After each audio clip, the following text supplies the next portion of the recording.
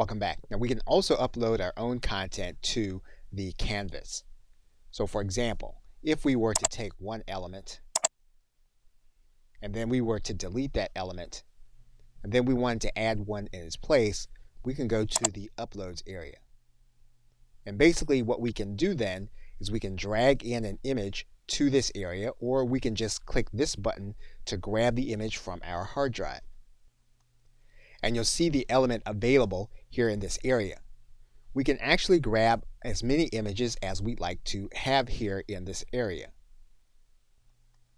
And you'll then see that Canva is uploading the elements to this area, and once you have them all here, they are then available for your canvas.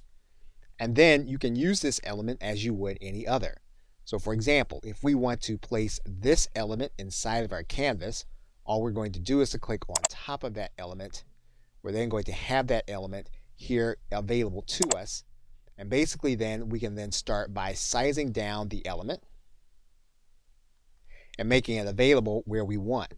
And of course then we have this menu available to us in order to make changes to the element. And you'll see that we are able to change the nature of the element by clicking on top of any of the elements that we have here. And so basically what we can do is we can customize with the images that we want inside of the content that we're creating. In this case, as we have this element selected, what we can do then is we can link inside of this element just as we can any other element. We can also rotate this element.